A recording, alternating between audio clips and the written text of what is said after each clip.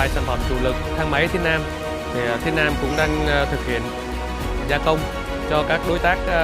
lớn uy tín như về cái sản phẩm về cơ khí, về điện, với cái đội ngũ lành nghề và lâu năm ở Thiên Nam thì chúng tôi luôn luôn tự tin và phát triển thêm các lĩnh vực đó.